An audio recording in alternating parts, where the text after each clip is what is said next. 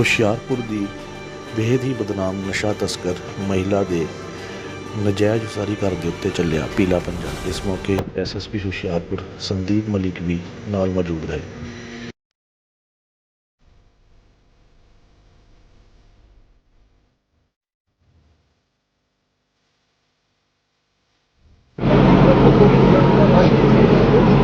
मानयोग CM साहब, मानयोग DGP साहब, उन्हां दे डायरैक्शनस तहत जिहड़ा युद्ध नशिਆਂ विरुद्ध पंजाब दे विच चल रहा है, पंजाब पुलिस ਉਹਦੇ ਵਿੱਚ ਬਹੁਤ ਵਧੀਆ ਕੰਮ ਕਰ ਰਹੀ ਹੈ।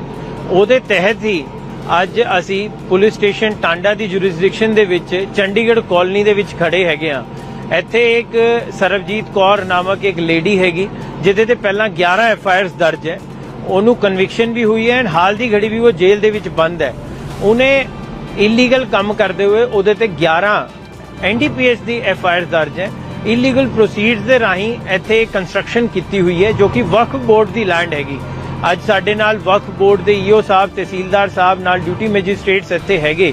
ਸਾਨੂੰ ਵਿਦ ਡਿਊ ਪ੍ਰੋਸੈਸ ਫੋਲੋ ਕਰਦੇ ਹੋਏ ਹੁਸ਼ਿਆਰਪੁਰ ਪੁਲਿਸ ਨੂੰ ਲੈਟਰ ਮੌਸੂਲ ਹੋਈ ਸੀਗੀ ਟੂ ਪ੍ਰੋਵਾਈਡ ਪੁਲਿਸ ਹੈਲਪ। ਜਿੱਦਾਂ ਮੈਂ ਤੁਹਾਨੂੰ ਦੱਸਿਆ ਕਿ ਇਹ ਲੇਡੀ ਬੜੀ ਨੋਟੋਰੀਅਸ ਹੈ ਐਂਡ ਕ੍ਰਿਮੀਨਲ ਐਂਟੀਸੀਡੈਂਟਸ ਹੈ।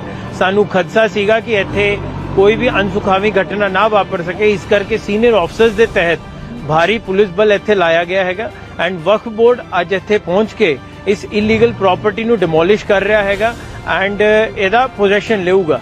ਇਹਦੇ ਰਾਹੀਂ ਅਸੀਂ ਸਾਰਿਆਂ ਨੂੰ ਇਹ ਸੁਨੇਹਾ ਦੇਣਾ ਚਾਹੁੰਦੇ ਹਾਂ ਕਿ ਜੋ ਵੀ ਕੋਈ ਇਲੀਗਲ ਪ੍ਰੋਸੀਡਸ ਦੇ ਰਾਹੀਂ, ਸਪੈਸ਼ਲੀ ਅਗਰ ਐਨਡੀਪੀਐਸ ਐਕਟ ਦੇ ਵਿੱਚ ਇਲੀਗਲ ਕੰਮ ਕਰਦੇ ਹੋਏ ਇਲੀਗਲ ਪ੍ਰੋਸੀਡਸ ਦੇ ਰਾਹੀਂ ਕੋਈ ਅਗਰ ਪ੍ਰਾਪਰਟੀ ਇਖਤਿਆਰ ਕਰਦਾ ਹੈ, ਬਣਾਉਂਦਾ ਹੈ, ਤੇ ਉਹਦੇ ਖਿਲਾਫ ਡਿਊ ਪ੍ਰੋਸੈਸ ਆਫ ਲਾਅ ਫੋਲੋ ਕਰਦੇ ਹੋਏ ਸਟ੍ਰਿਕਟ ਲੀਗਲ ਕਾਰਵਾਈ ਕੀਤੀ ਜਾਊਗੀ।